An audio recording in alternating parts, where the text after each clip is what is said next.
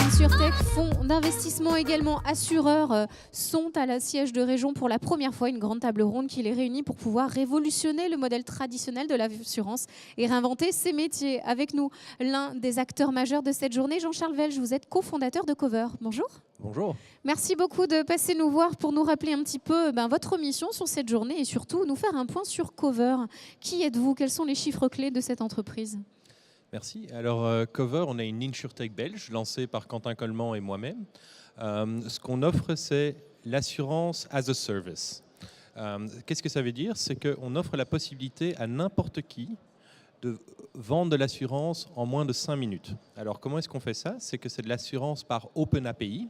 Donc, ça veut dire qu'on a des blocs de code, en fait, que les gens peuvent prendre, copy-paster et mettre dans leur propre application, leur website, n'importe quel écosystème digital. Et donc, toute notre solution assurantielle rentre directement dans leur écosystème à eux.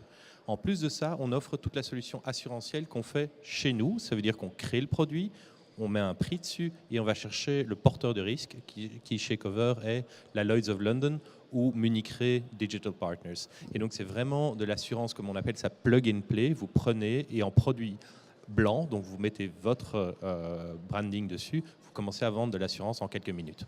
Alors pourquoi lancer un tel concept qui demande donc à vendre en moins de 5 minutes? C'est-à-dire que c'est de faire confiance à cet assuré qui va vouloir très rapidement s'équiper d'une assurance. Quand on parle un peu d'humain et de bien, est-ce que c'est un peu antinomique ou pas? Est-ce qu'aujourd'hui il y a cette clientèle qui recherche aussi la rapidité, comme on l'a sur d'autres actes d'achat sur Internet? Tout à fait. Alors, notre modèle n'est pas B2C, notre modèle est B2B2C. Donc, c'est notre partenaire qui peut intégrer des modèles d'assurance en quelques, je dis 5 minutes, disons 1 heure maximum.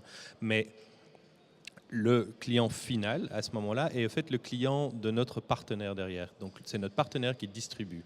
Nous, on n'a pas de vocation à être donc c'est les partenaires qui ont besoin au niveau de leurs clients. Donc il y a qui... une demande aujourd'hui. Est-ce que vous créez la demande? Est-ce qu'on est un petit peu en retard aujourd'hui? Ça se fait dans d'autres pays, ça marche très bien. Est-ce que ça arrive aujourd'hui ici en Europe? Ça se fait pas encore tellement dans d'autres pays, peut-être en Chine, mais sur les États-Unis et sur l'Europe, ça n'existe pas encore. Alors, il y a une réelle demande. En fait, ça donne la possibilité d'insérer un produit d'assurance qui est complémentaire à un service ou un produit au moment d'achat de ce produit. Et donc, vous pourriez imaginer ça dans, typiquement, nos clients, c'est des distributeurs de voitures, mais vous pourriez avoir des sites d'e-commerce ou un site de voyage pour une petite assurance voyage. On peut multiplier comme ça les verticales autant qu'on veut. Voilà, effectivement. Donc, c'est encore une nouvelle technologie qui est discutée aujourd'hui. On a envie d'avoir les idées de demain, l'assurance de demain. Alors, pourquoi avoir répondu présent? Insurrection aujourd'hui, tout est nouveau ici. On discute de plein de belles choses pour l'avenir, mais vous êtes déjà, vous, ancré avec Cover dans cette assurance de demain. Pourquoi avoir répondu présent pour être partenaire de cette journée? Alors, premièrement, on ouvre la France le mois prochain. Donc aujourd'hui, on est en Belgique et donc Cover s'étend vers la France à partir du mois prochain avec une assurance Gap. Et donc c'est très important pour nous de faire connaissance avec le marché français, de se faire un nom. Je crois que ça, c'est la première chose. Et deuxièmement, il y a beaucoup d'innovation en France sur l'InsurTech, sur des acteurs comme April qui veulent innover. C'est important pour nous d'être à l'écoute du marché. Voilà, effectivement, il y a un marché en attente. Alors, vous êtes intervenu cet après-midi dans le panel discussion 3 qui posait la question, donc, opportunité de l'assurance à la demande ou personnalisée. Quels ont été vos messages ou plutôt les éventuelles différences d'enjeux selon les pays d'Europe que vous avez essayé de mettre en avant? La Belgique et la France, on est un petit peu à côté, mais voilà, quand on fait un point sur ce qui se passe dans le monde, qu'est-ce que vous avez apporté comme éléments de réponse? Voilà, il y a toute cette question de l'assurance à la demande. Donc c'est vraiment, j'assure mon téléphone aujourd'hui, plus demain. Nous, et c'était un peu ce que j'ai raconté dans le panel, nous on a plus de mal avec ce genre d'assurance-là. Je crois que ça existe, mais c'est une toute petite niche. Où l'InsurTech doit vraiment s'attaquer, c'est sur les produits traditionnels, comme ils existent aujourd'hui. On innovera plus tard sur les produits, mais ce qu'il faut régler aujourd'hui dans l'assurance, c'est la friction de la distribution. Au moment d'achat, c'est là qu'on peut avoir le plus d'impact. Si on gère la friction de la distribution, c'est ce qu'on essaye de faire chez Cover. La deuxième chose qu'il faudra pour laquelle il faudra trouver une solution à long terme dans l'assurance, c'est le moment du sinistre.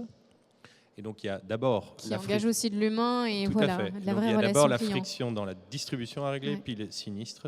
Et après, on peut innover autant qu'on veut sur les produits. Mais je crois que ça va être compliqué de tout faire en même temps.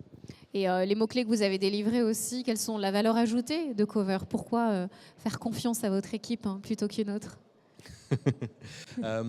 Il y a pas mal de gens qui ont eu confiance en nous. Donc, on a levé 7,5 millions d'euros. Donc, il y a des investisseurs très professionnels qui ont fait confiance en nous.